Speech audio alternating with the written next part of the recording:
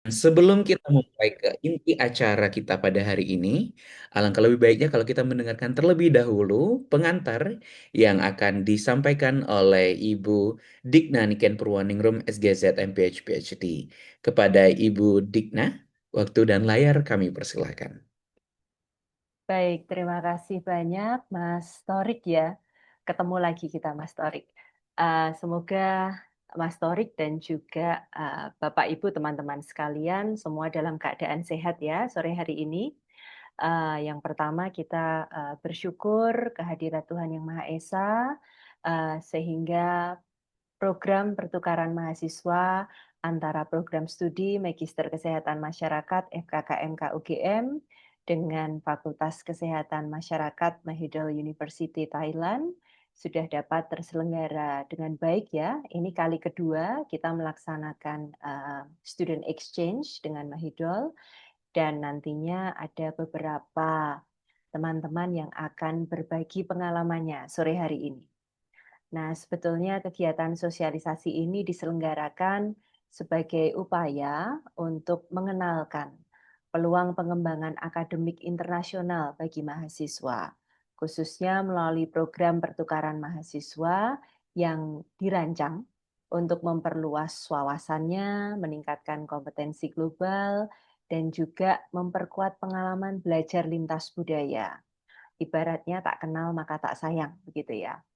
Nah, program ini juga menjadi salah satu bentuk komitmen FKKMK UGM untuk mendukung internasionalisasi pendidikan tinggi dan menciptakan nantinya lulusan MKM yang unggul, adaptif, dan juga memiliki kolaborasi di tingkat global.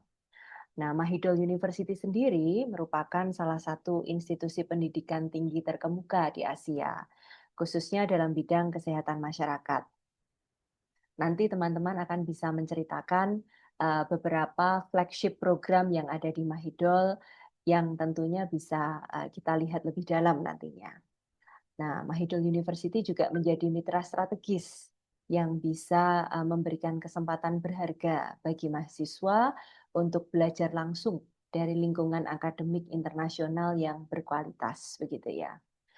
Nah, melalui program ini, mahasiswa diharapkan tidak hanya memperoleh pengalaman akademik, tentu saja, tapi juga membangun jejaring profesional, memperkaya perspektif dalam menghadapi tantangan kesehatan masyarakat secara global.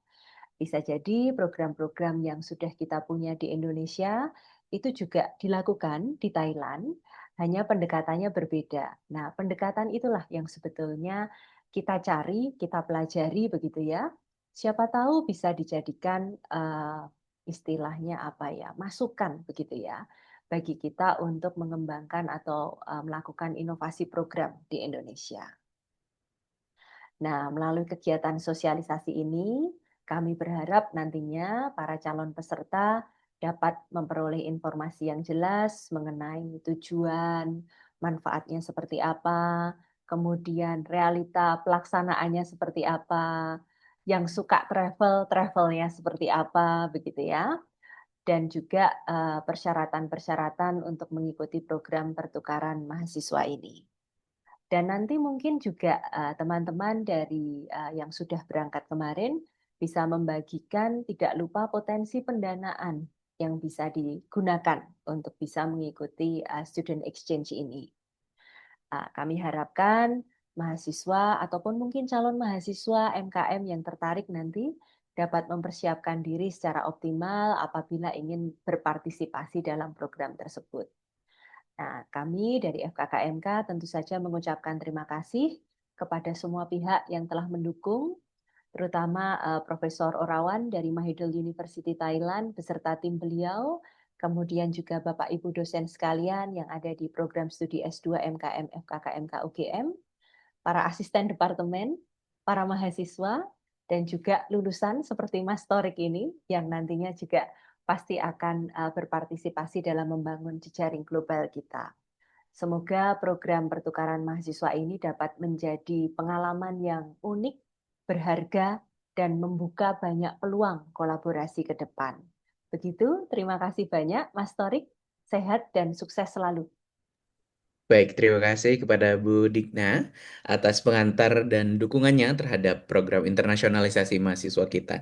Dan betul apa yang telah disampaikan oleh Bu Digna tadi bahwa program pertukaran pelajar ini atau pertukaran mahasiswa ini itu menjadi salah satu metode yang mungkin akan sangat efektif untuk kita bisa langsung terpapar dengan dunia internasional, khususnya di level mahasiswa seperti itu. Dan selanjutnya, sore ini kita sangat beruntung karena telah hadir 5 orang narasumber hebat ya dari berbagai minat studi di angkatan 2025. Nah, saya akan sebutkan sambil menyapa terlebih dahulu. Yang pertama ada Mbak Corneliotti Chandra Astuti. Ya, selamat siang Mas Tore. Selamat siang Mbak. Saya manggilnya Mbak apa nih? Tres. Mbak Tres. Oke, selamat siang Mbak Tres. Kemudian Ya, saya menyapa yang kedua, Mbak Itvi Widya Kusuma. Story. Selamat sore Mbak. Gimana Mbak Ivi? Ya, Alhamdulillah. Insya Allah siap untuk hari ini ya. Oke, mantap sekali. Dan sedikit informasi, Mbak Mbak Tres tadi dari minat gizi dan kesehatan, sedangkan Mbak Itvi Widya Kusuma dari minat epidemiologi. Baik, kemudian saya akan memanggil yang ketiga, yaitu Mbak Nurzitni Ilman Nafia dari minat perilaku dan promosi kesehatan. Mbak Mbak Zidni, selamat sore Mbak. Halo, selamat sore Mas Torik dan Saya teman-teman. manggilnya Mbak siapa nih Mbak? Zidni, benar Mbak Mas. Zidni udah benar ya berarti ya. Oke. Baik, selanjutnya yang keempat ada Mbak Tira Aristasari ya. Oke, selamat sore Mbak. Halo, selamat sore Mas Tarik. Oke, gimana kabarnya Mbak? Alhamdulillah baik, agak gugup sedikit Oh, nih Mas Tarik. oke, baik. Nah, Mbak Tira ini juga dari minat perilaku dan promosi kesehatan. Kemudian yang terakhir, Mbak Maya Zuriati dan dari juga minat perilaku dan promosi kesehatan. Gimana kabarnya Mbak Maya?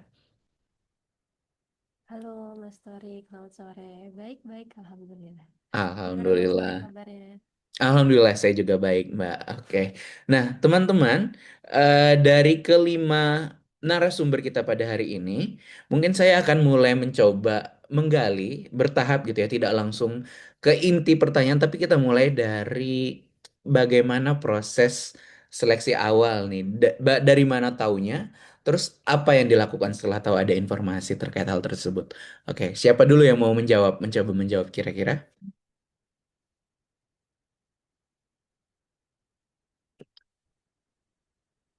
Siapa? Kita intermezzo sedikit. Mas Story mungkin saya dulu boleh, karena kebetulan kan kita nyiapin PowerPoint dan ini bagian aku nanti waktu presentasi. Oke, Ya, kalau misalkan dari saya sendiri dan mungkin juga Kak Zidni, Kak Maya, Kak Tre, sama Kak Tira juga relate, itu awalnya dari postingan Instagram. Postingan Instagram dari Public Health UGM, itu sekitar bulan Januari akhir, itu kita udah ngelihat postingan itu. Tapi sebelumnya kita juga melihat postingan-postingan terkait student exchange. Jadi kayak udah ada sedikit spoiler kalau misalkan sebentar lagi tuh kita bakalan ada pendaftaran untuk student exchange gitu, Mas. Nah, selanjutnya kalau untuk tahap persiapannya di dalam postingan itu kan sudah ada requirements-nya, terus termasuk eligibility kriteria untuk mahasiswanya. Jadi oke, ya sebisa mungkin kita udah punya rencana ke depannya mau gimana gini supaya sesuai timelinenya. Jadi kita nggak kelewat karena kesempatan ini cuma bisa didapetin di semester 2 sampai semester 4 doang nih, Mas Tori. Iya gitu. oke. Baik, berarti kita udah tahu nih bagaimana kulit luarnya. Nah, kita sekarang persilakan kepada rekan-rekan. Mungkin ada yang mau dipresentasikan atau disampaikan gitu. Saya serahkan kepada teman-teman. Silakan.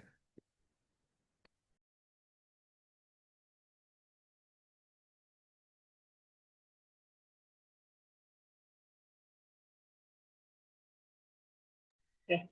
Baik, terima kasih Mas Tarik kesempatannya. Nanti dari kami akan share screen ya.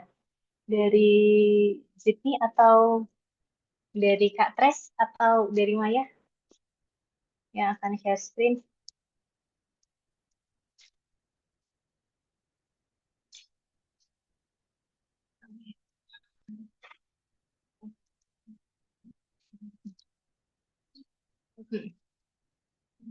Oke. Baik, langsung saja kita mulai ya.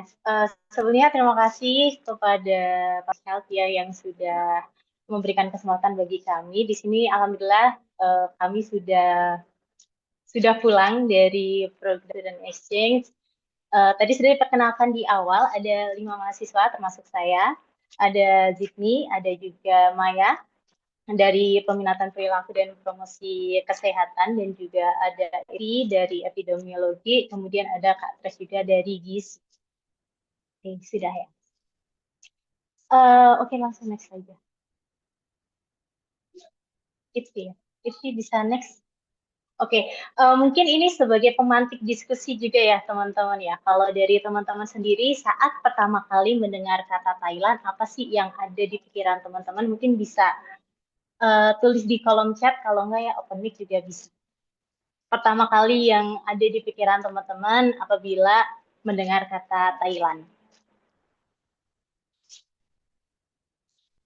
Gajah, oke. Kemarin kita juga alhamdulillah ketemu gajah ya. Banyak banget di sana. Bener di sana. Oh, Thai tea, bener. FYI, Thai tea di Thailand enak banget. Ya memang no debat sih, karena namanya juga Thai tea ya dari Thailand.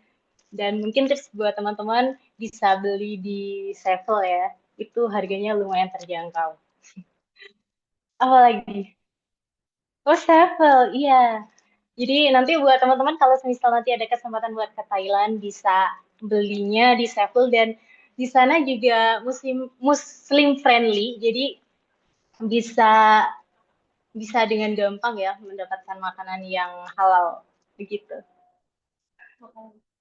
Makan yang mentah-mentah. Oh ya, FYI di sana banyak banget makanan-makanan yang cukup nggak ini ya, nggak biasa ya, kayak serangga goreng, kayak buaya juga ada. Kalau teman-teman suka suka makan makanan seperti itu bisa dicoba begitu. Ya siapin obat aja kalau misal tiba-tiba ada alergi atau misal ada diare gitu. Cukup banyak ternyata yang kita dapetin ya dari ini ya, dari teman-teman. Mungkin untuk mempersingkat waktu, atau ada yang mau open nih dari teman-teman? Oke, mungkin bisa langsung next aja. Fitri minta tolong. Oke, ini nanti pembahasan kita ada banyak ya teman-teman. Kita buat santai saja. Jadi nanti yang akan kita bahas adalah persiapan seleksi, kemudian ada persiapan pendaftaran, pengalaman selama exchange, insight dan manfaat, dan lesson learning. Itu nanti akan disampaikan nggak cuma dari aku, tapi dari teman-teman yang lain gitu ya. Mungkin langsung aja untuk yang pertama nanti akan disampaikan oleh Ivi, kemudian selanjutnya Zidni, kemudian Maya dan Kak Tes juga. Bisa langsung ke persiapan seleksi oleh Ivi. Oke, makasih Kak Tira. Teman-teman, sebelum kita masuk ke persiapan seleksi, mungkin di sini aku bakalan ngasih sedikit gambaran terkait program kita, tapi nggak secara detail karena detailnya nanti akan ada di belakang. Jadi untuk program exchange kemarin itu temanya adalah Health Issues and the Health System in Thailand. Dan waktu pelaksanaannya itu sekitar bulan Maret tanggal 14 sampai 25. Jadi sekitar ada 12 atau 11 hari di sana. Dan metode pembelajaran yang kita dapatkan selama ada di Mahidol University itu ada sesi kelas interaktif. Nggak cuma itu, kita juga kunjungan lapangan dan eksplorasi budaya Thailand. Kayak yang ada di slide sekarang, teman-teman bisa lihat. Ini yang pertama ada sesi pembelajaran di dalam kelas. Ini di Fakultas Kesehatan Masyarakat Mahidol University. Kita juga ada sesi diskusi, kemudian selanjutnya ada kunjungan budaya di Temple of the Emerald Buddha. Tapi nggak cuma di sini, ada banyak situs budaya Thailand yang kita kunjungi. Kita juga waktu itu ke KBRI Bangkok, karena kebetulan kan kita Idul Fitri di sana, jadi kita juga sholat di KBRI. Jadi ketemu sama teman-teman Indonesia lainnya. Kemudian juga di sini ada kunjungan lapangan. Kita ada ke Kung Bang Kachau. Ini tuh urban forestnya Thailand. Jadi di tengah-tengah Bangkok itu ada satu semacam situs penghijauan yang mereka lestarikan. dan memang dijaga tapi keasliannya nggak diusik sama sekali. Nah, itu tuh di Kumbang Kacau. Dan ada juga kita ke Thai Health Promotion Foundation. Di sini mungkin buat teman-teman yang mau masuk Promkes, ini akan sangat menarik sekali. Tapi nggak cuma Promkes, buat kita semua juga menarik. Tapi di sini tuh tempat teman-teman bisa menggali banyak hal seputar promosi kesehatan. Selanjutnya juga kita mempelajari sistem kesehatan Thailand seperti Universal Health Coverage atau UHC, kemudian ada integrasi antara pengobatan tradisional dan sistem medis modern, dan observasi langsung upaya Thailand dalam mempromosikan ekuitas kesehatan. Oke, selanjutnya kita ke preparation. Di sini nanti akan membahas tentang persiapan seleksi dan juga tips and trick yang akan dibawakan oleh Kak Zidni. Oke, untuk persiapan seperti sebelumnya yang udah aku bilang itu awalnya kita tuh tahu dari postingan Instagramnya Public Health UGM. Teman-teman bisa lihat di sini untuk nama Instagramnya bisa dikepoin. Kemudian di sana nanti akan ada poster yang mencakup tuh terkait apa aja yang akan kita dapatkan selama kita mengikuti program student exchange, kemudian eligibility-nya bisa mungkin bisa diperhatikan di bagian semester ya teman-teman, karena untuk student exchange ini biasanya dibuka di semester 2 dan 4. Jadi kalau teman-teman saat itu ada di semester 2, saran kami mungkin ya boleh langsung dicoba aja, nggak usah nunggu semester 4 dulu. Kemudian ada dokumen yang diperlukan, termasuk fees dari program ini. Untuk deadline-nya juga ada di sini 6 Februari. Jadi dari tanggal 27 sampai 6 Februari itu teman-teman bisa melakukan pendaftaran termasuk mengumpulkan dokumen-dokumennya. Nah, untuk motivasi mengikuti programnya ini, yang pertama jalan-jalan sambil belajar. Jadi kita selama di sana kita mempelajari banyak hal, tapi seperti yang aku bilang, kita juga ke berbagai situs budaya Thailand yang mana itu juga termasuk jalan-jalan. Dan di luar itu kita juga apa namanya? Kita ada jadwal tersendiri, tapi pastinya nggak mengganggu jadwal inti kita selama mengikuti student exchange ini. Kemudian juga pastinya kita mau upgrade diri seperti bahasa, koneksi internasional, pengalaman, dan wawasan. Jadi di sana tuh kita ketemu banyak teman dari berbagai universitas di Asia, seperti dari China, terus ada juga dari Taiwan, ada dari Bangladesh, ada dari Vietnam, termasuk ada dari mahasiswa yang di Thailand itu sendiri. Kemudian untuk persiapan seleksinya, mungkin di sini teman-teman juga udah ada yang penasaran apa aja sih yang perlu kita siapkan. Itu yang pertama ada English Language Certificate. Di sini tuh sebenarnya nggak ada minimum skornya teman-teman. Cuman pastikan teman-teman melakukan yang terbaik karena nanti juga ini menjadi salah satu pertimbangan dalam pemilihan delegasi. Kemudian ada juga motivation letter. Kemudian pastikan kita izin ke DPA untuk semester 2. Kalau untuk yang semester 4 nanti harus izin ke DPA dan juga pembimbing tesis. Selanjutnya ada paspor. Teman-teman yang belum punya paspor itu nggak perlu khawatir karena kebetulan aku juga kemarin bikinnya itu ketika pendaftaran sudah dibuka dan waktunya tuh cukup banget buat bikin paspor ini. Kemudian ada cari-cari informasi terkait tema program exchange. Pastinya karena nanti seleksinya nggak cuma administrasi ya teman-teman, ada juga wawancara. Teman-teman perlu memastikan bahwa ada sedikit bekal terkait program exchange ini. Kayak mungkin teman-teman bisa nyari kalau misalkan untuk tema yang kami ikut itu mungkin bisa cari terkait kenapa sih Thailand terkenal dengan universal health coverage-nya. Dari mana mereka sudah bisa mencapai universal health coverage tersebut. Dan kira-kira apa yang mau teman-teman pelajari selama di Thailand yang masuk ke dalam tema student exchange ketika teman-teman nanti mendaftar. Kemudian yang wajib banget itu teman-teman harus tanya informasi ke panitia atau mahasiswa yang mengikuti program exchange sebelumnya. Sebenarnya ini tuh wajib banget karena nanti dari situ teman-teman pasti akan tahu gimana proses ini dari persiapan sampai nanti ketika sudah di Thailand ya ada apa aja sih yang bakal kita experience gitu selama di sana dan juga gimana proses seleksi kayak wawancara itu apa aja sih yang ditanyain seperti itu. Untuk proses seleksinya, yang pertama ada tahap 1 itu ada seleksi administratif. Dan yang tahap 2 itu ada seleksi wawancara. Nah, untuk yang wawancara ini menggunakan dua bahasa, yaitu bahasa Indonesia dan juga bahasa Inggris. Untuk pertanyaan wawancara, biasanya itu seputar pengetahuan kita terkait tema exchange, termasuk programnya apa aja, dan juga alasan mengikuti program.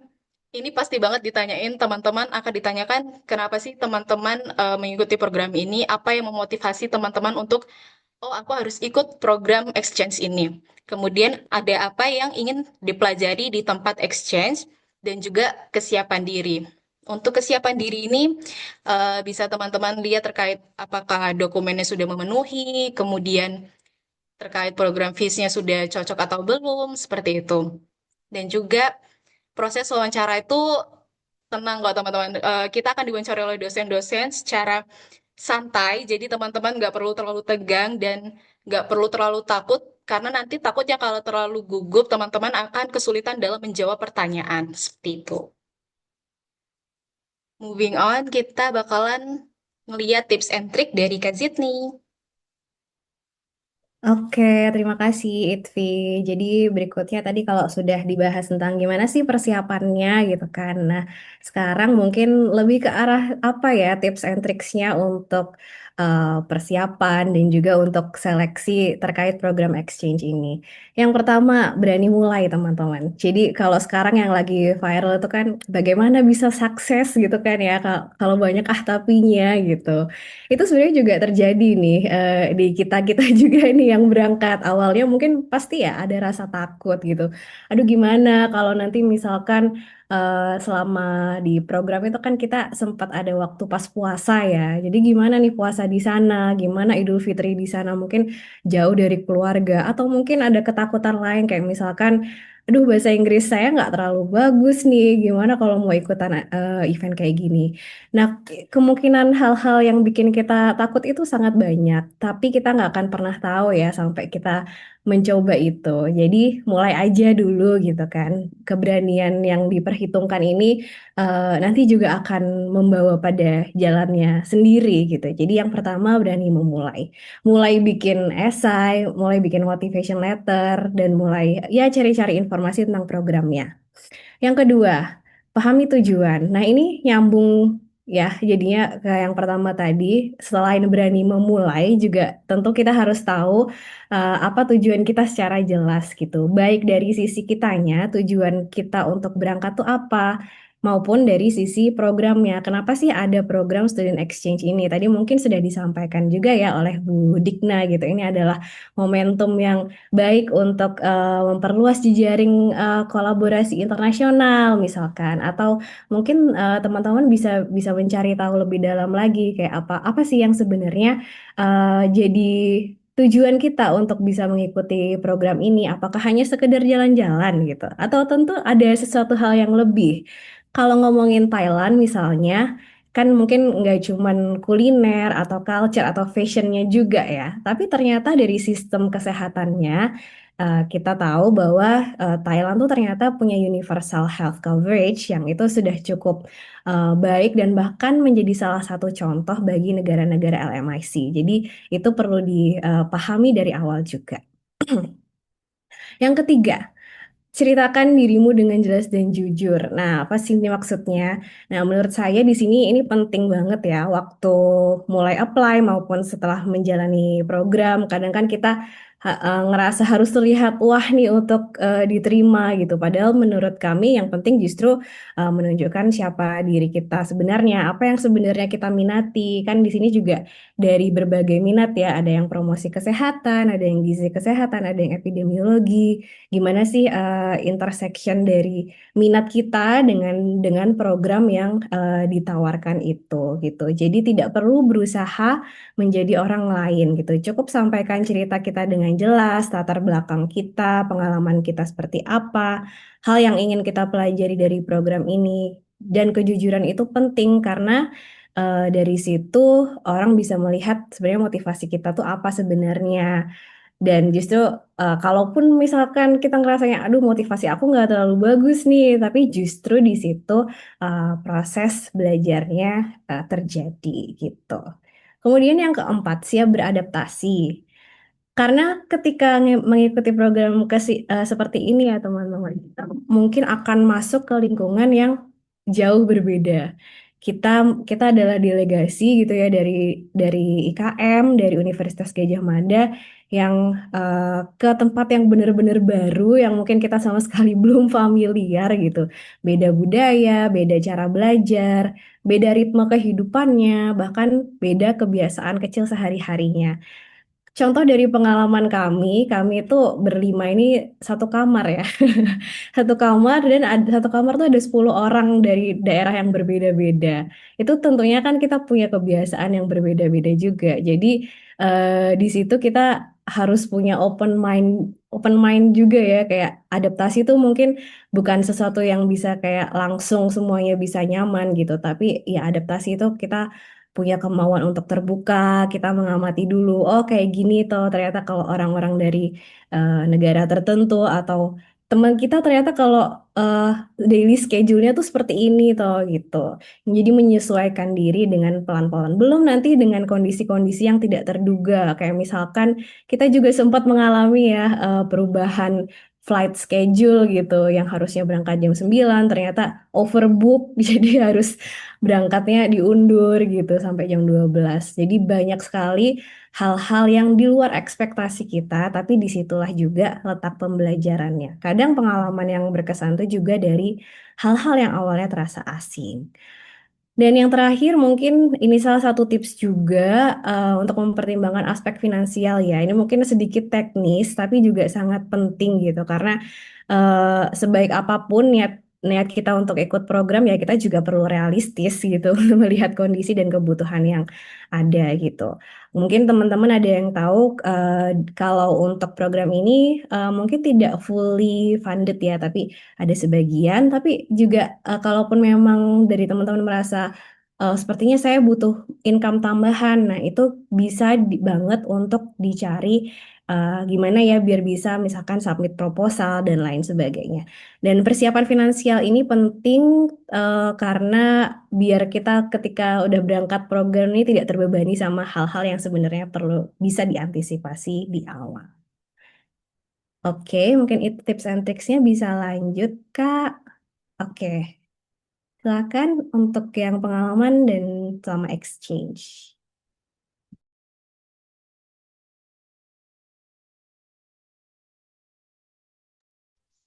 Oke, langsung ke pengalaman ya. Tapi sebelum ke situ kita ini dulu ya, first impression-nya dulu. Kalau first impression dari aku sendiri itu kalau waktu udah nyampe di Thailand itu seneng banget. Kenapa? Karena semuanya affordable, teman-teman. Jadi kalau kita kurskan ke rupiah itu sangat terjangkau lah seperti itu, sangat affordable. Jadi untuk teman-teman yang kayak semisal mempertimbangkan hal ini menjadi prioritas saat kita pergi ke luar negeri, menurut aku ini tidak menjadi beban yang terlalu berat begitu karena memang untuk penginapannya kita kalau untuk yang student exchange program ini untuk penginapan sudah dibantu gitu ya kemudian mungkin kalau untuk kebutuhan sehari-hari seperti makan kemudian mungkin belanja-belanja gitu ya itu tuh sangat affordable jadi teman-teman tidak perlu mengkhawatirkan secara berlebihan gitu ya itu kalau dari aku tapi aku juga pengen bertanya ke teman-teman yang lain ya mungkin bisa dari Maya kalau semisal dari Maya first impression di Thailand sendiri gimana Maya? Oke, kalau dari saya itu waktu pertama kali kita sampai di bandaranya itu welcome to be minoritas gitu karena kita semua adalah berhijab kayak gitu terus juga dan itu suasananya kita lagi berpuasa gitu nah itu first impressionnya ya mungkin kurang lebih suasananya kurang lebih sama seperti di Indonesia ya kurang lebih tapi untuk secara visual looksnya itu lebih lebih ya memang lebih kerenan di Thailandnya terus juga untuk orang-orangnya juga cukup ramah gitu untuk makanannya untuk makanan kalau misalnya menurut Kak Tira ini makanannya enak, Kalau menurutku mungkin sebagian ada yang enak, tapi cukup tidak cocok karena agak asem-asem gitu ya. Jadi ya mungkin sama itu adalah selera gitu. Dan juga untuk suasana belajarnya itu sangat saya sukai. Kalau Thailand, suasana belajar belum sih sebelumnya. Tapi untuk masuk ke lihat gedung perkuliahannya itu dan melihat semua fasilitasnya itu juga sangat sangat excited untuk first impressionnya begitu. Oke, terima kasih, Mai. Jadi kemarin itu memang, oh ya kebetulan kemarin waktu kita sampai di Thailand itu Thailand sedang berduka teman-teman, jadi kehilangan ratunya.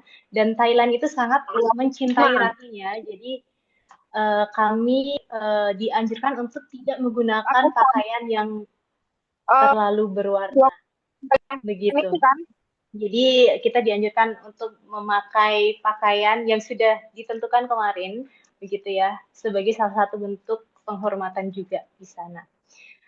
Oke, mungkin selanjutnya ada first impression dari Itfi, bisa disampaikan Itfi?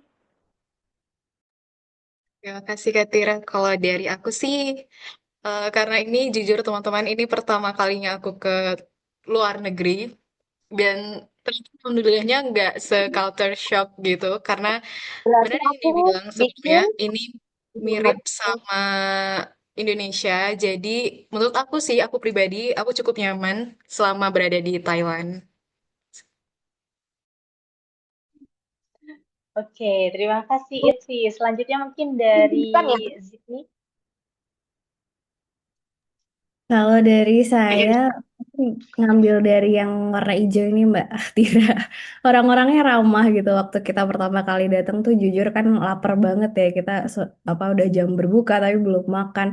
Tapi disambutnya dengan ramah banget kayak halo gitu. Terus langsung diajakin ke apa namanya fan-nya mereka yang sudah disediakan dari Mahidol University. Terus kayak mereka tuh hospitality-nya keren banget gitu. Belum lagi orang-orang baik itu kayak misalkan pedagang atau penjaga laundrynya pun juga kayaknya hampir semuanya ramah-ramah sih itu sangat berkesan.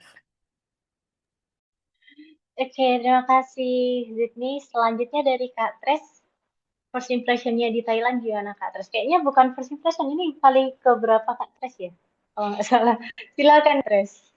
Oke, kalau saya mungkin yang berkesan ya kotak biru ya kayak yang suasana ramai dan hidup. Jadi untuk sarana transportasi di sana itu banyak sekali pilihannya di dalam kota Bangkok itu.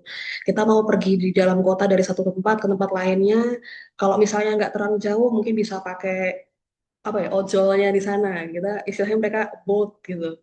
Ada yang motor, ada yang mobil. Cuman kalau motor di sana orang nggak pakai helm. Itu nanti mungkin akan dijelaskan itu lebih lanjut ya. Mungkin di sana memang seperti itu SOP-nya. Kemudian kalau mau yang agak jauh bisa naik BTS. BTS itu kalau apa ya ibaratnya seperti MRT ya gitu. Jadi kereta yang dalam dalam kota seperti itu. Jadi untuk sarana transportasi cukup bervariasi dan kita nggak perlu takut apa ya kita nggak bisa kemana-mana karena sudah sangat terfasilitasi seperti itu. Terima kasih Kak Tira. Oke, itu tadi first impression dari teman-teman ya. Semoga bisa menjadi motivasi untuk teman-teman yang lain untuk bisa ikut ke program student exchange tahun depan gitu ya.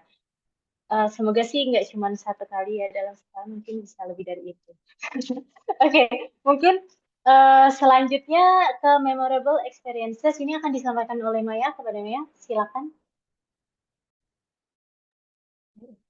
Oke, baik. Terima kasih Kak Tira. Ini adalah memorable experience yang cukup lumayan sulit untuk saya pilih karena semuanya sangat memorable gitu. Jadi waktu itu adalah pertama kali adalah interaksi sama lintas negara. Karena ini ada dari Bangladesh, dari Jepang, dari Cina, Taiwan, Vietnam, terus ya itu. Terus karena dulu, dulu maksudnya karena selama kita di sini tuh memakai bahasa Inggris tuh mungkin ada momen-momen tertentu atau mungkin saya di kelas tuh pakai bahasa Inggris sekata doang, sekalimat doang gitu. Kalau ini tuh berinteraksinya dan bahkan kita menggosip tuh pakai bahasa Inggris tuh sangat memorable experience gitu. Kayak ternyata tuh bisa kok kita pakai bahasa Inggris dengan pede dan juga tanpa ada judging dengan lawan bicara kita gitu. Dan itu sangat cukup menyenangkan dan cukup mengangankan sekarang kayak pengen berbahasa Inggris setiap hari juga gitu. Meskipun kita tidak memperhatikan grammar dan segala macamnya, ternyata kita bisa gitu. Terus yang kedua itu berinteraksi dengan warga Thailand menggunakan Google Translate. Ini mungkin teman-teman bisa lihat yang kita bersama volunteer health village-nya sama yang pakai baju ungu abu-abu itu warga itu adalah seperti kader dari promotion health di Thailand gitu. Dan itu kita pakai bahasa dan bapak dan ibunya itu bisanya pakai bahasa Thailand. Akhirnya kita berbicara itu pakai Google Translate. Jadi misalkan bapaknya mau ngomong tuh kayak tunggu-tunggu kayak gitu. Terus saya baru nyodorin HP. Jadi bapaknya baru ngomong, baru nanti kita bisa lihat. Itu tuh sangat-sangat memorable experiences gitu karena sangat memorable karena itu cukup meskipun seperti itu kita juga ngobrolnya cukup panjang karena sangat seru juga gitu meskipun ada effortnya. Terus kita keliling ke kampus Salaya. Ini kalau misalnya teman lihat yang gambar paling atas ini, Mahidol University, kita keliling kampusnya pakai ini apa semacam mobil-mobil tapi yang terbuka seperti itu gitu. Jadi keliling kampus Salaya yang sangat besar dan sangat asri gitu. Terus juga bertukar souvenir. Nah, teman-teman lihat gambar yang bawah ini kita tukar souvenir sama eh, Mbak Laundry. Jadi iya, jadi dia bukan peserta dari apa ya, bukan peserta student exchange ini, tapi kita nge-laundry ini adalah salah satu bukti bahwa memang orang Thailand itu juga ramah gitu. Bahkan eh, kita datang untuk terakhir, terus dia kayak bilang kalian besok mau balik ke Indonesia ya, terus dia memberikan souvenir ini tanpa ada karena kita mempersiapkan souvenirnya tuh hanya untuk student exchange sesama exchange-nya, tapi ternyata unpredictable itu Mbak Mbak laundrynya namanya Smile itu dia memberikan kami souvenir ini. Nah itu terus juga yang sangat diingat tuh aktivitas warga lokal ya benar kata Kak Tres tadi bahkan di sana tuh tidak pakai helm gitu jadi di sana bahkan Gojek dan Grabnya itu misalkan kita di sini tuh masih ada penawaran kan kayak mau pakai helm nggak Mbak gitu tapi di sana tuh benar-benar tidak pakai helm bahkan drivernya juga tidak pakai helm kayak gitu. Dan ya di sana tuh cukup sangat tidak mengejutkan bahwa melihat orang-orang tidak pakai helm kayak gitu.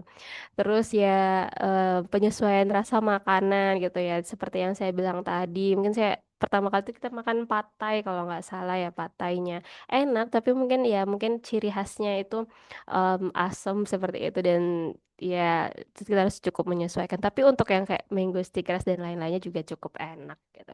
Dan yang paling sangat ini adalah saya bersyukur waktu itu adalah Idul Fitri di KBRI. Udah seperti warlock karena kita ngikutin sholatnya warga Indonesia yang ada di Thailand gitu. Ternyata cukup banyak warga negara Indonesia yang di sana gitu.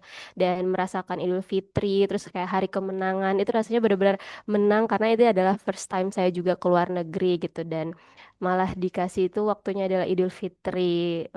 Cukup mengharukan karena itu sangat membahagiakan kayak gitu. Terus ini ada foto yang rame-rame sama teman-teman student exchange itu juga cukup memorable.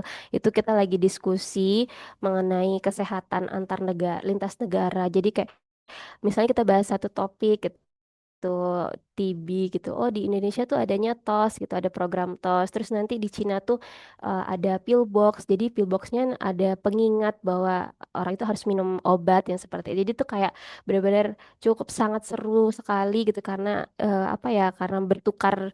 Oh kayak gini loh di negara kita kayak gini negara kita mungkin bisa di ATM atau ya seperti itu dan membuat inovasi lainnya. Itu mungkin beberapa yang bisa saya sampaikan secara memorable-nya yang kayak gitu.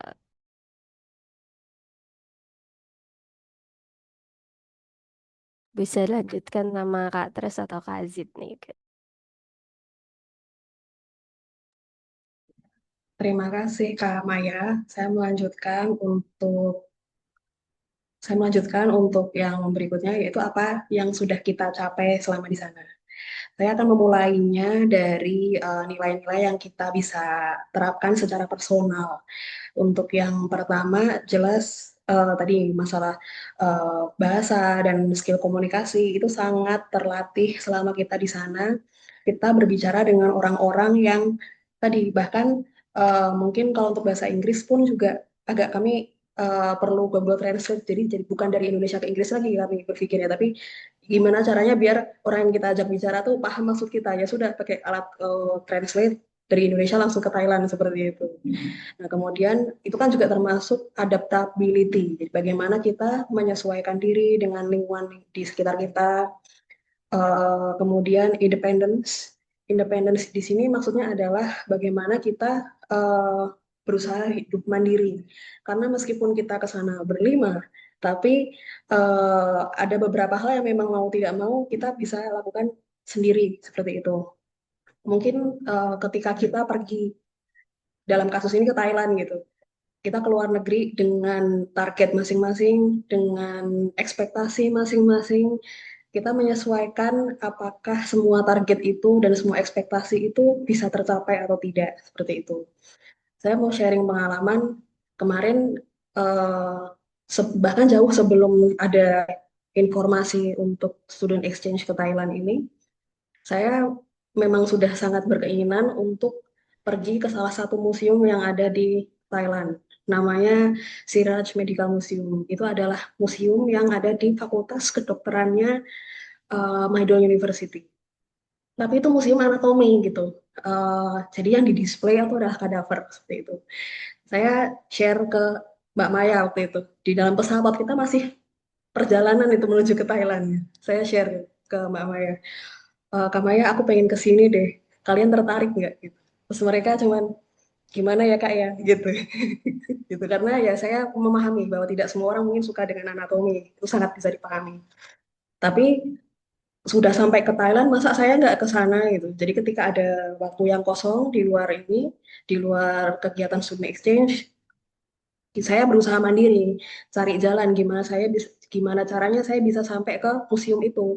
Ya cari koneksi dari mahasiswa yang di Thailand, kita tanya bagaimana mau masuk ke sana, caranya seperti apa, seperti itu. Jadi independence juga terlatih di situ.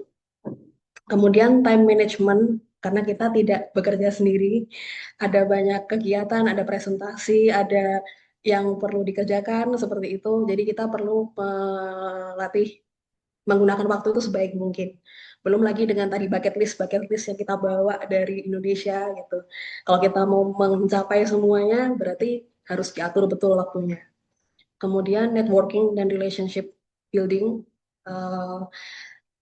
Kami waktu itu ada sekitar berapa negara? Jadi ada sekitar 6 atau 7 negara gitu. Jadi lumayan banyak mengenal orang-orang dari berbagai background, bahkan tidak cuma S2, kemarin ada yang S1, ada juga yang PhD, seperti itu.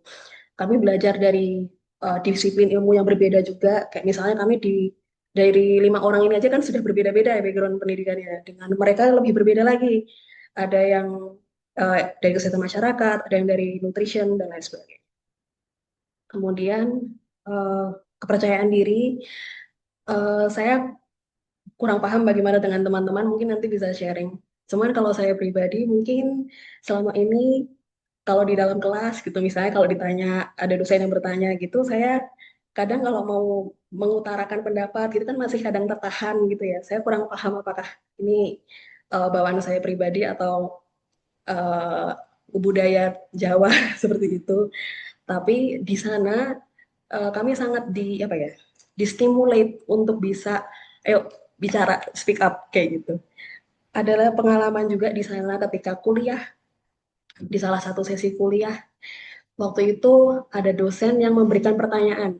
Jadi di tengah-tengah kuliah beliau, dia ngasih pertanyaan. Beliau memberikan pertanyaan, caranya menjawab itu seperti ini. Yuk, yang saya berikan 2 pilihan jawaban, pilihan A dan B. Yang setuju A, silahkan berdiri. Yang setuju B, silahkan duduk. Kita kelihatan dong, mau kita jawab A atau B kan kelihatan, kita nggak mungkin di setengah duduk gitu kan. Ada yang berdiri dan ada yang duduk kayak gitu. Jadi betul-betul terlihat ada satu momen di mana terkait dengan confidence ya. Ada pertanyaan, dikasih pilihan antara A dan B, yang setuju A silahkan berdiri, yang B silahkan duduk. Saya merasa ada jawaban yang lebih bisa menjawab sebenarnya. Katakanlah itu jawabannya jawaban C gitu. Yang lain pada berdiri semua karena mereka mungkin yakin jawabannya A. Termasuk mereka berempat ini, Kak Maya, Tira, Kak Itfi, Kak Sydney. Mereka berdiri semua. Seisi kelas berdiri semua karena mereka yakin jawaban A itu betul gitu. Saya duduk sendiri nih. Pede lah ini. Saya berusaha confidence, berusaha oke pede. Profnya yang tadinya di atas mimbar turun dari mimbar bawa mikrofon. Kenapa kamu nggak menjawab A gitu? Disodori mikrofon saya nggak mungkin nggak bicara. Gitu. Saya jawab, Prof maaf, menurut saya jawabannya gini gini gini gini. Tanpa diduga, Profnya jawab, saya suka jawaban kamu. Kamu sangat benar. Bahkan ini jawaban yang paling benar di ruangan ini sebenarnya gitu. Jadi momen itu cukup berharga buat saya. Mungkin kalau kedepannya misalnya kita akan ngajar juga kita belajar untuk menjadi open minded seperti Prof ini. Jadi sebagai mahasiswa juga kita belajar untuk lebih percaya diri dalam mengungkapkan pendapat selama ada dasarnya. Seperti itu. Kemudian self awareness dan personal growth. Nah, dengan semua pengalaman-pengalaman itu kita bisa mengkurasi. Kita tahu nih diri kita ini seperti apa. Kelebihan kita apa, kekurangan kita apa yang perlu diasah, kita ke depannya ingin seperti apa, kita jadi lebih dapat gambaran dengan kegiatan-kegiatan seperti ini. Dan tentu saja yang terakhir, resilience atau ketahanan mental kita kalau istilahnya udah bertemu tadi dengan momen-momen di mana kita harus stand up for ourselves, kita berargumen, kita bekerja sama, kita berkolaborasi, tidak hanya dalam konteks yang nasional tapi juga mungkin multinasional seperti itu akan membantu kita untuk istilahnya memiliki apa ya, kita tidak mudah tersinggung seperti itu, kita jadi bisa lebih memahami orang seperti itu. Lanjut. Nah, kemudian untuk cultural skills, untuk ini jelas ya, yang pertama untuk kesadaran budaya, kita bertemu, berdinamika dengan orang-orang dengan nilai, norma, dan budaya yang berbeda. Kemudian tidak hanya mengetahui, tapi juga kita belajar menyesuaikan perilaku kita. Seperti tadi yang dimention oleh Kak Tira di awal, bahwa ketika kami ke sana kemarin, itu Thailand sedang berduka karena mereka kehilangan ratunya, jadi meninggal dunia seperti itu. Ada peraturan bahwa kami kalau keluar, terutama yang ke tempat-tempat umum sedang acara formal seperti itu, kami harus memakai baju yang bajunya warnanya gelap, kemudian ya menjaga sikap seperti itu. Jadi tidak hanya sekedar tahu, tapi kita tahu, oh saya harus bersikap seperti apa gitu. Kemudian untuk cross cultural collaboration untuk tugas akhir. Jadi di sana itu kemarin untuk closing ceremony ya. Untuk tugas akhirnya kami diminta membuat presentasi.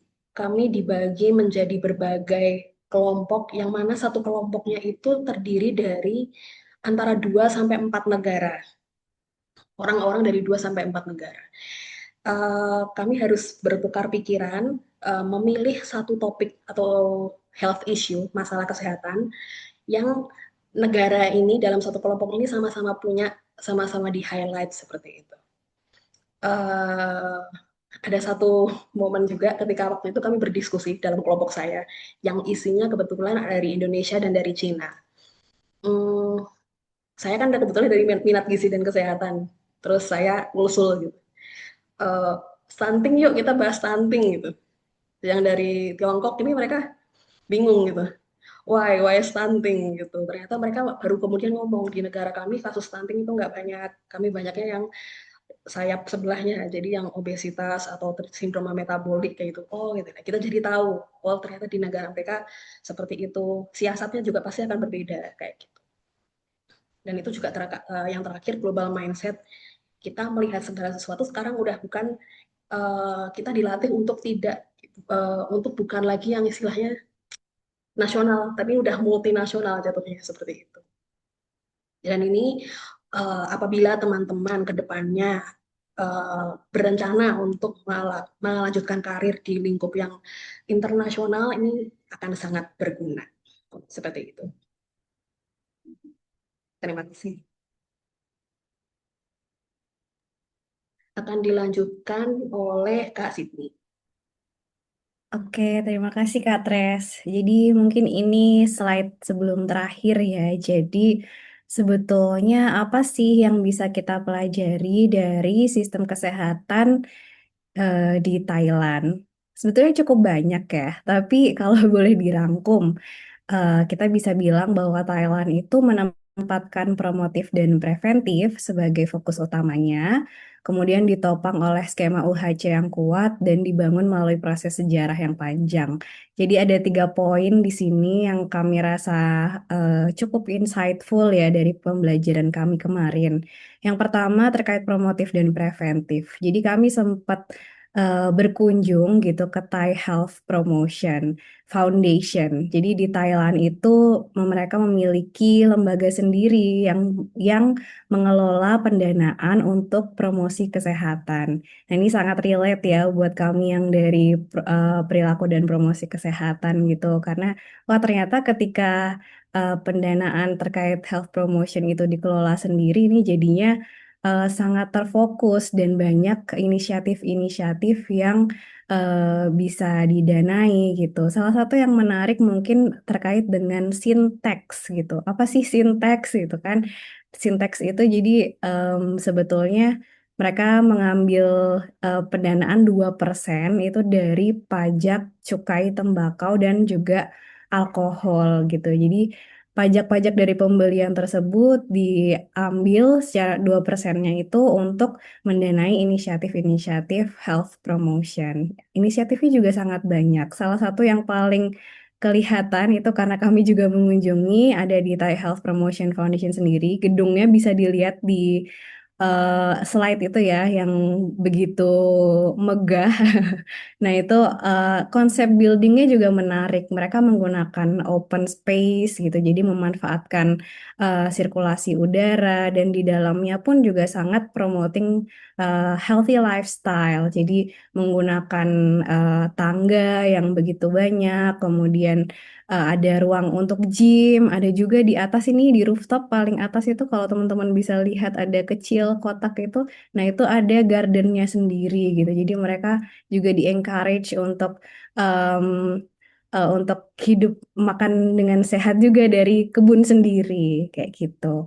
Nah, selain itu juga pendekatan promotif yang preventif yang cukup menonjol ada Thailand itu mengembangkan Sub-District Health Promoting Hospital. Jadi kami sempat mengunjungi Bang Nam Pueng Hospital yaitu uh, promoting hospital ya. Jadi uh, kalau disingkat itu PHC. Kalau kita mungkin PHC familiarnya adalah primary healthcare, tapi begitu saya tanya ke eh, teman-teman yang dari Thailand, "Oh, what is PHC, PHC?" Mereka bilangnya ini adalah Promotive Health Center. Jadi dari namanya pun sudah sangat ini ya jelas bahwa ini adalah Promotive Health Center gitu. Jadi apa sih yang ada di Promotive Health Center ini? Itu kalau di Indonesia mungkin sedikit mirip dengan puskesmas. Malah dari teman-teman juga bilangnya ini kayak pustu, jadi puskesmas pembantu yang ada di level masyarakat yang lebih dekat gitu.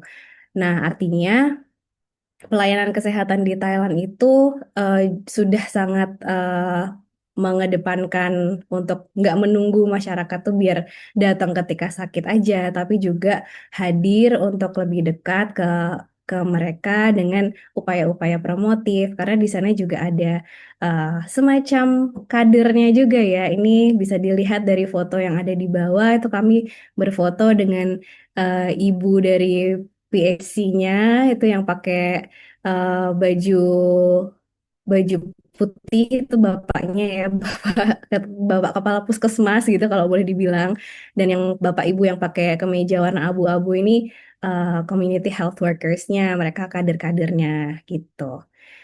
Nah, kemudian pelajaran berikutnya yang tentang kuatnya skema universal health coverage gitu. Yang kita ternyata mengetahui bahwa eh, skema UHC mereka ini udah sangat cukup ini ya, cukup merata sampai mencakup 98 populasi di Thailand. Mereka juga ada beberapa macam skemanya gitu, tidak hanya satu. Jadi ada untuk civil servant, ada untuk social security SIM, dan juga universal coverage SIM itu sendiri. Dan itu juga ditopang oleh backbone integrasi digitalnya yang sudah mereka bangun jauh lebih awal sebelum ada sistem UHC-nya sendiri. Mungkin kalau sedikit kita bandingkan dengan di Indonesia tuh masih ini ya, masih cukup menjadi tantangan untuk mengintegrasikan sistem digitalnya gitu. Nah, ini ternyata bedanya tuh oh di situ tuh yang kita ketahui. Kemudian juga dibangun melalui proses sejarah yang panjang. Nah, ini penting karena kalau kita bandingkan kita ngerasa kayak wah ternyata Thailand udah maju banget, tapi ternyata maju bangetnya juga karena mereka sudah mulai jauh lebih awal daripada kita. Bisa dilihat dari gambar yang di atas kanan itu ya teman-teman, itu dari sejak tahun 1942 itu sudah ada inisiasi mengenai Thailand's UHC Journey. Bahkan untuk primary healthcare policy-nya juga sudah ada di 1970-an gitu. Jadi eh, mereka sudah mulai lebih dulu, makanya mungkin mereka saat ini sedang memetik hasilnya gitu. Jadi eh, pelajaran yang bisa kita ambil adalah oke, mungkin di Indonesia juga kita masih butuh proses untuk bisa sampai ke sana. Nah, sebenarnya ini masih banyak insight-nya secara public health karena teman-teman juga sempat presentasi tadi ya, sempat disinggung sama Kak Tres juga, tapi mungkin bisa kita simpan untuk bahan diskusi. Oke, boleh next.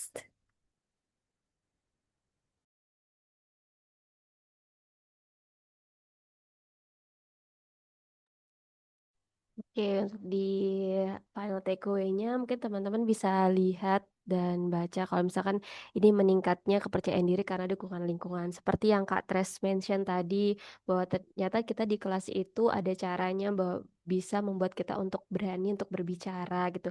Bahkan lingkungan yang seperti itu, lingkungan itu mendukung kita dan menunjukkan bahwa sebenarnya kita tuh mampu dan percaya diri gitu.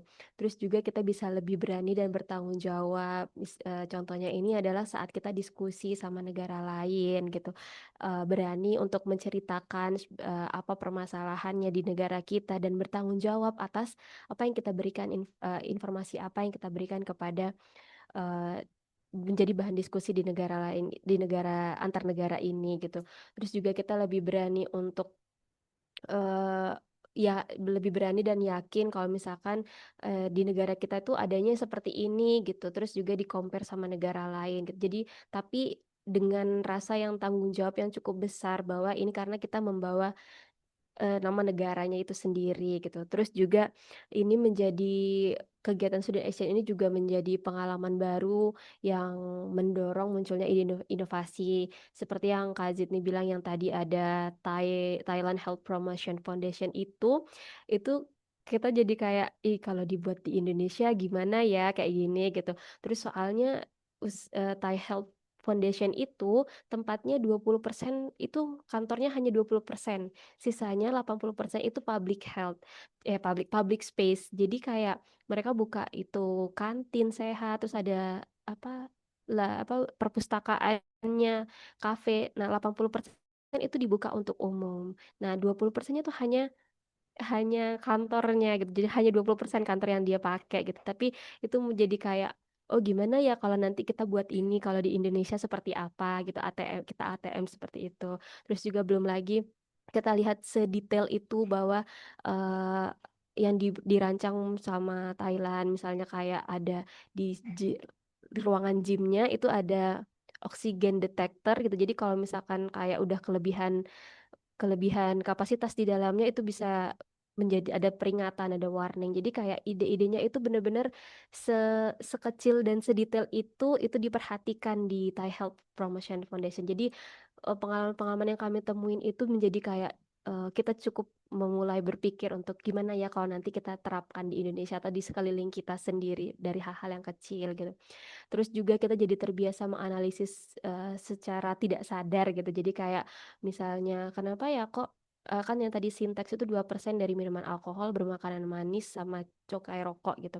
Terus kayak kita jadi kenapa ya? Terus nanti kalau kan mereka mempromosikan kesehatan nih gitu untuk berhenti merokok, berhenti minum gitu, minuman alkohol. Tapi nanti kalau berhenti mereka pemasukannya nggak ada dong seperti itu. Tapi juga jadi dijawab ya sejauh ini itu adalah kesulitan yang cukup tinggi gitu. Jadi akan terus ada orang-orang yang minum alkohol tapi jadinya pemasukannya juga jadi semakin ada terus gitu. Terus juga ternyata eh, mereka juga di Thailand itu menerapkan bahwa membeli ada jamnya. Jadi membeli alkohol itu ada jam-jam tertentu tidak dijual sepanjang hari gitu dan warganya itu juga turut gitu, nurut atas peraturan itu. Terus juga dari toko yang menjualnya juga menuruti peraturan itu. Jadi kayak kita terbiasa menganalisis, ih kenapa ya gitu. Dan bahkan sampai sekarang juga kayak saya terbiasa, saya pribadi tuh terbiasa jadinya menganalisis hal-hal kecil yang secara secara saya tidak sadari gitu. Terus yang terakhir itu benar sekali rasa ingin tahunya jadi semakin tinggi. Jadi kayak waktu ketemu sama teman saya, kita jadi dapat bestie baru dari student exchange ini, itu namanya Christine, dia dari Taiwan dan dia sudah menyelesaikan master studentnya gitu. Terus jadi kayak ngobrol gitu, ingin tahu terus kalau di negara kalian gimana sih kayak gininya kayak gitu. Jadi kayak semakin karena yang kita lihat tuh mungkin dari kulit luarnya gitu. Jadi waktu bertemu sama teman-teman di beda negara itu bisa meningkatkan rasa tahu yang semakin tinggi karena divalidasi sama warganya langsung seperti itu. Jadi kayak student action ini sangat banyak menumbuhkan nilai positif yang secara tidak sadar itu dan secara tidak langsung itu sangat-sangat menumbuhkan values yang cukup baik ke dalam diri kita masing-masing gitu mungkin.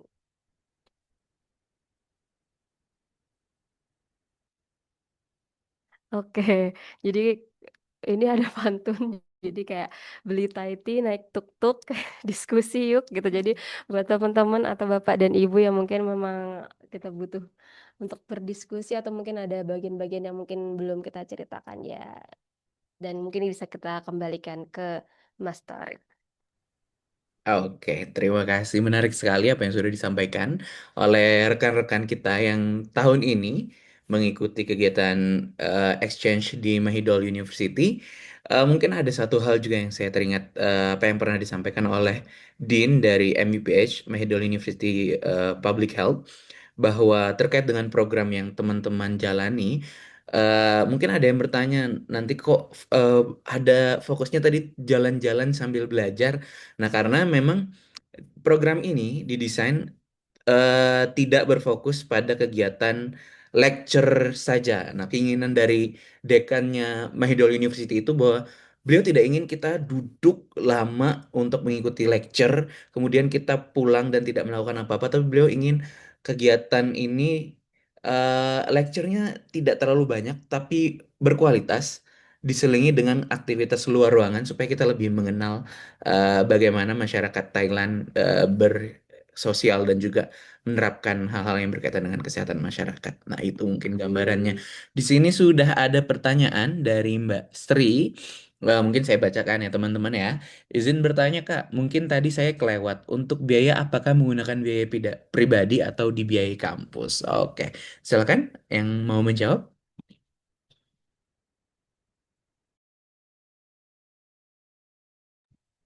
Mau saya tunjuk atau langsung open mic?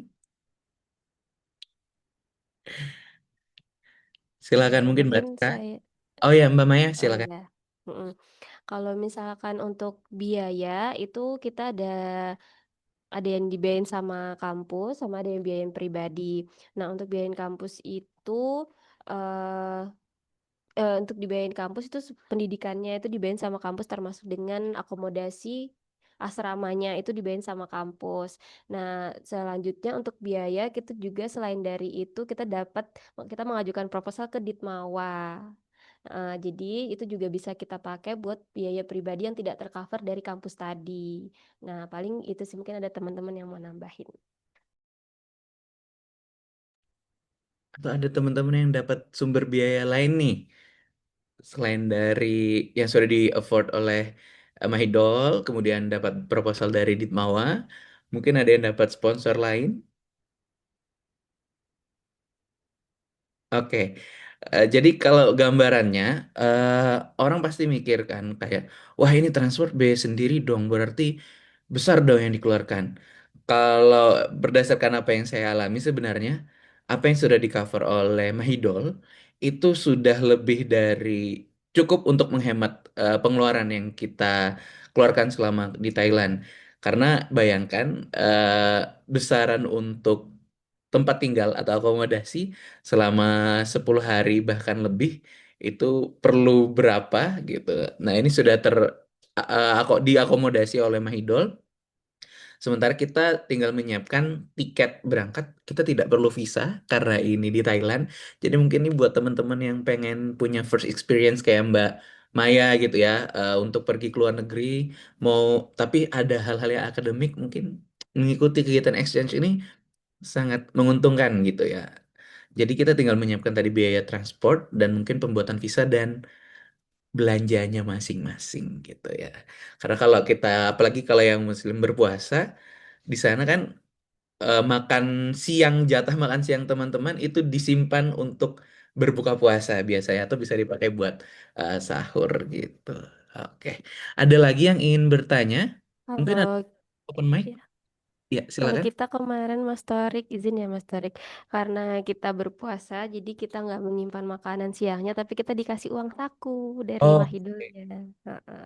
nah, itu mungkin eh, program yang terus berkembang gitu ya. Jadi melihat dari sebelumnya mungkin terkait dengan keamanan pangannya kalau misal disimpan dan sebagainya, akhirnya dikasih uang saku. Sekarang siapa tahu tahun depan kesempatan teman-teman untuk join programnya sudah lebih berkembang lagi gitu. Ada yang mau ditanyakan lagi mungkin dari yang lain? Mari bisa langsung open mic.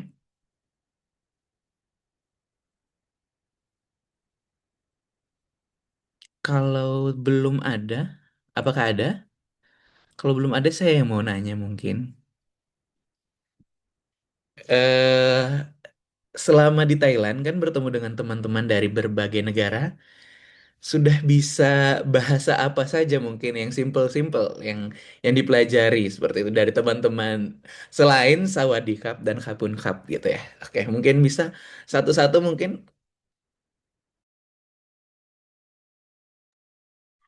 Mungkin bisa saya dulu ya, jadi Mas Tarik ya.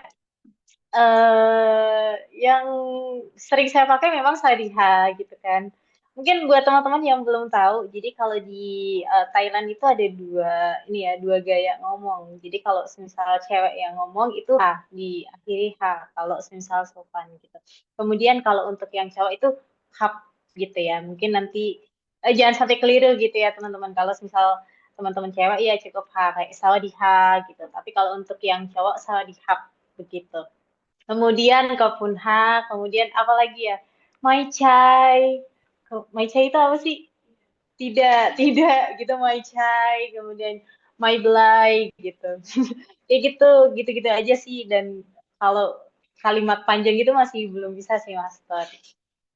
Oke, keren ya. At least kita udah bisa bahasanya sedikit-sedikit gitu ya. Apalagi kalau misal pergi ke Catucak gitu ya, atau ke pasar atau kemanapun gitu, kita udah bisa menolak tawaran-tawaran. Kalau yang lain mungkin ada yang lebih bisa, ternyata bisa belajar bahasa Jepang, Vietnam, atau bahasa China mungkin, Mandarin gitu. Kemarin waktu di sana ada. Maya, Maya.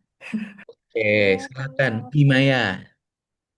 Iya, saya belajar bahasa Taiwan Oke. yang yang sangat saya masih ingat sampai sekarang karena kita dapat satu teman dari Taiwan dan bahkan kita punya grup girl group gitu emang beneran dari dan kita bertukar bahasa bahkan saya mengajari dia ada bahasa Mageran yang seperti itu. Slangnya Oke. Indonesia saya ajarkan, tapi yang saya ingat sekarang hanya satu kata dari Taiwan, semeseho. Apa tuh artinya, Mbak? Artinya kapan? Oke. Iya, kayak gitu. Cuman hanya satu kata itu yang sebenarnya banyak yang diajarin, tapi saya hanya ingat satu semeseho dan itu menjadi sangat ciri khas yang saya ingat terus sampai sekarang. Begitu, Mas Farid. Kita belajar budaya, at least kita bisa satu bahasa yang bisa kita pelajari gitu, Mbak ya. Mm-mm. Keren, keren, keren, keren. Yang lain ada?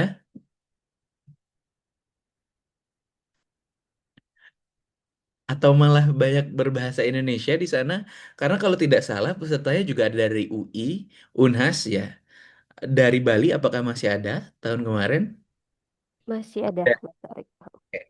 Jadi mungkin itu gambarannya teman-teman ya, bahwa kegiatan exchange ini tidak hanya kita yang orang Indonesia, tapi juga ada teman-teman lain. Jadi jangan takut terlalu shock ketemu dengan eh, teman-teman dari luar negeri gitu ya. Dan mungkin ada yang masih berkontak-kontakan dengan teman-teman yang dari luar negeri, berjejaring gitu. Masih, Ada. Mas. Ya, salah satunya yang tadi, yang Taiwan itu, terus sama sama yang ada namanya siapa yang? Iya dah, itu dari mahasiswa Thailand sama yang cowok. Tiger, dia lagi di Indonesia kebetulan, mereka lagi student exchange ke Bali. Oke. Terus juga sama ada lagi yang dari Jepang, namanya Miki gitu, namanya Miki. Miki. Oke. Tapi semuanya kita udah berjejaring di Instagram gitu. Jadi kita emang sering lihat-lihatan Instagram gitu. Terus sering reply, oh ternyata di Indonesia kayak gini. Terus ada yang dari Taiwan, yang dari China yang dia hobinya sama seperti saya, dancing kayak gitu. Jadi kayak masih berjejaring. Bahkan sama Acan. Acan itu adalah profesor yang di sana gitu. Kita juga saya sempat email seperti itu mungkin Mas. Oke, ini menarik. Berarti artinya secara tidak langsung kita sudah memulai networking atau berjejaring gitu ya. Walaupun kita mulai dari tahap yang eh, personal. Siapa tahu mungkin di sini jangan-jangan udah ada yang mulai meningkatkan jejaringnya ke arah riset atau profesional ada mungkin. Kemarin tuh karena obrolannya kemarin adalah tentang tentang HIV gitu Mas, yang kebetulan saya juga cukup tertarik. Saya juga ada pernah minta email satu email dari Acan itu, tapi baru berniat untuk me- merancangkan itu, tapi ada ketertarikan karena saya udah bertukar email sama Acannya. Oke, nah itu juga mungkin salah satu hal yang menarik ya. Artinya kita bukan cuma jalan-jalan, jajan-jajan dan belajar, tapi after eventnya juga masih ada peluang buat kita untuk berjejaring gitu. Siapa tahu salah satu dari peserta yang kita kenal nantinya juga menjadi salah satu peneliti ataupun orang yang terkenal di bidangnya gitu yang bisa memberikan networking yang baik juga buat kita. Itu mungkin gambarannya buat teman-teman yang bergabung di sini juga gitu ya. Ada lagi yang mungkin ingin bertanya? Tidak harus terlalu formal ya teman-teman untuk pertanyaannya. Misal kayak harga Thai tea di sana berapa gitu bisa. Atau misal haruskah melampirkan TOEFL yang terbaru atau yang expired seperti apa? Nah, itu juga juga memungkinkan untuk ditanyakan oleh teman-teman seperti itu. Bisa langsung dimasukkan di kolom chat atau langsung mengaktifkan mikrofon seperti itu.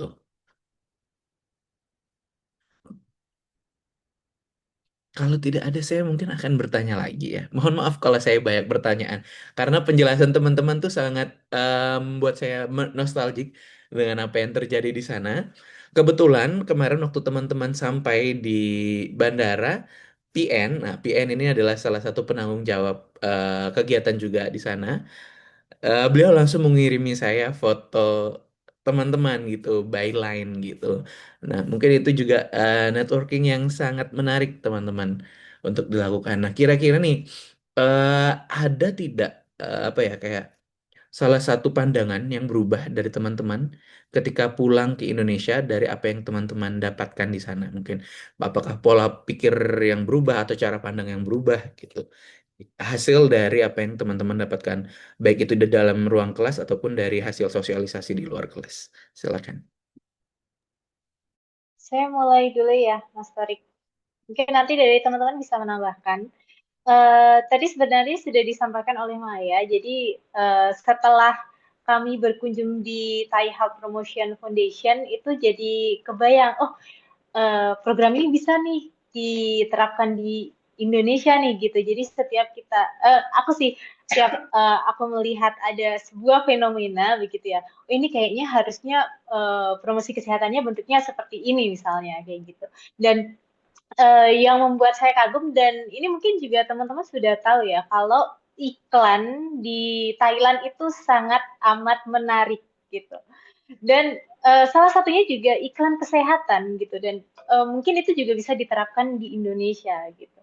Gitu sih kalau dari aku. Mungkin dari teman-teman ada yang mau menambahkan.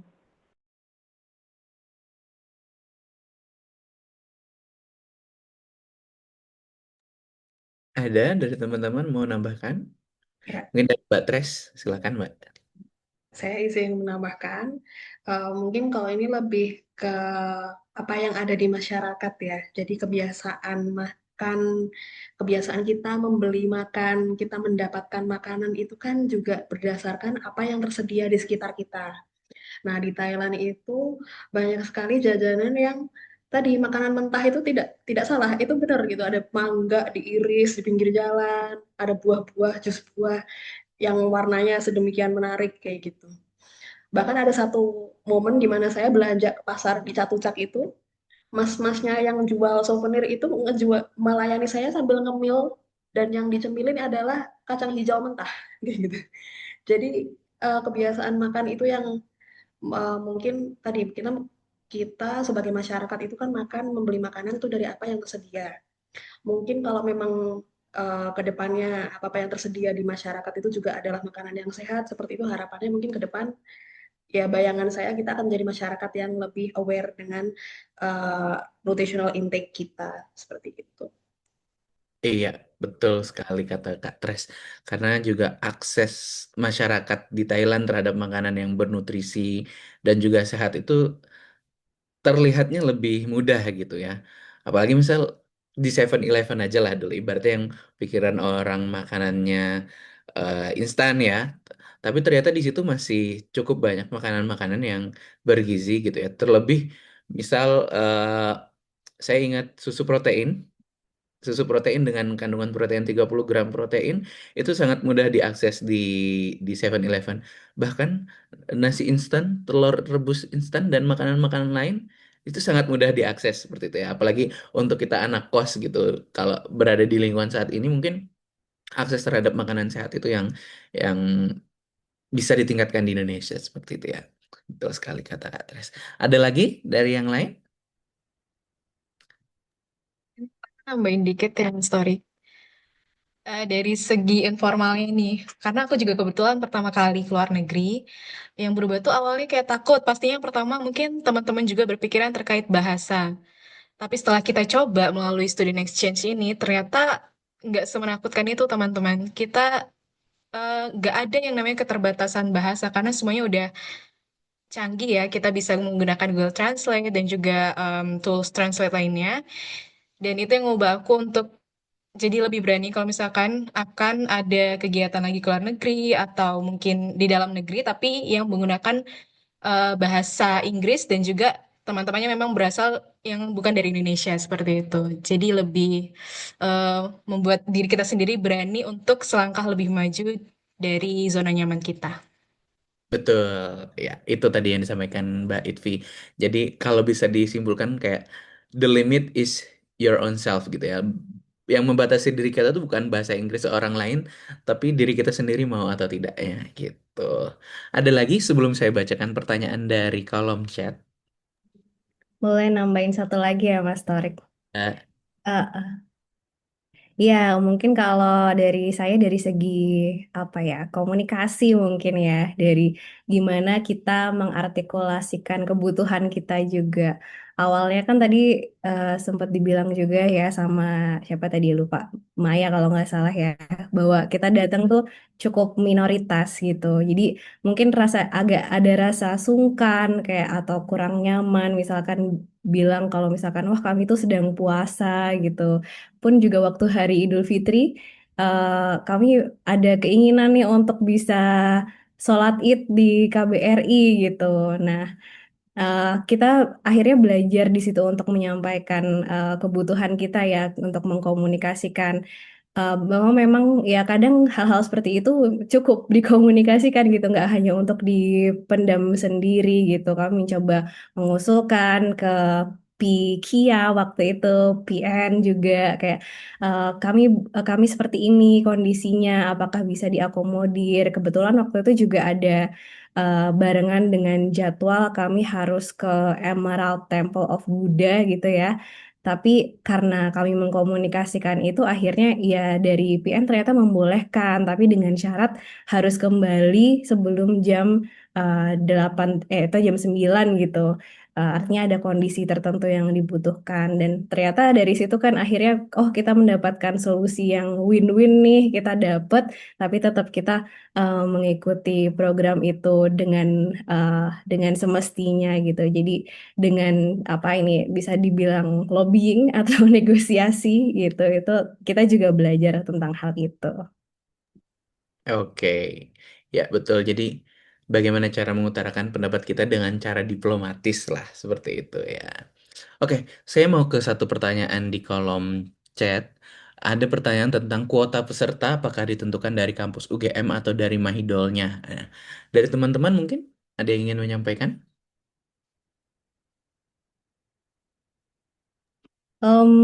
Sepertinya sepertinya kalau dari kuota tuh kami kurang tahu ya, eh, Mas Torik untuk detailnya seperti apa. Tapi yang jelas kalau dari yang kami tahu itu ada 5 orang dari UGM gitu. Selebihnya kurang tahu, Mas. Atau Oke, yang lain ada yang tahu mungkin. baik. Mungkin berkaca dari tahun saya, itu ada sekitar 8 sampai 9 sebenarnya untuk kuota yang diminta seperti itu. Kemudian di tahun ini kalau tidak salah ada 5 ya. Berarti biasanya dari pihak Mahidol pertama akan saling bersurat dengan UGM terkait dengan program ini bahwa kadang mereka memberikan informasi dulu bahwa kegiatan student exchange ataupun course di Mahidol akan dilaksanakan dalam rentang waktu sekian-sekian, baru nanti akan ada kesepakatan biasanya dari Mahidol maksimum di berapa, dari UGM siap memberangkatkan berapa, seperti itu biasanya. Jadi setiap tahun kita belum bisa memastikan, misal kalau tahun ini 5, tahun kemarin 9, tahun kedepannya di angka ganjil juga atau genap gitu, kita belum tahu. Tapi setidaknya bersiap-siap, siapa tahu kuotanya banyak, peluang teman-teman untuk bisa mengikuti makin banyak. Tapi kalau kuotanya tidak sebanyak tahun sebelumnya, artinya ini akan meningkatkan sisi kompetitif dari teman-teman juga gitu. Itu sih. Baik, masih ada lagi yang ingin bertanya terkait dengan kegiatan ini, seperti itu? Mungkin tadi saya sedikit teringat juga terkait teman-teman cerita Idul Fitri di sana ya, bahwa terkadang itu kami juga kemarin tahun lalu pada saat tapi tidak saat Idul Fitri, tapi saat puasa dan ada satu waktu kita mencoba ikut kegiatan dari KBRI ternyata ada itikaf bersama. Terus di malam itu juga dapat sahur dengan makan makanan Indonesia. Even sesimpel sayur bening, ikan goreng dan sambal serta tempe untuk kita di Jogja mungkin adalah makanan yang sederhana, yang aksesibel lah gitu ya. Tapi ketika kita pergi di sana kita bisa merasakan homesick dengan kampung halaman, dengan tanah air itu seperti apa gitu. Kadang itu juga yang mungkin belum bisa kita rasakan kalau kita belum mencoba gitu untuk pergi keluar dan dengan rentang waktu yang tidak sebentar gitu. Kalau dari teman-teman, se-homesick apa kemarin?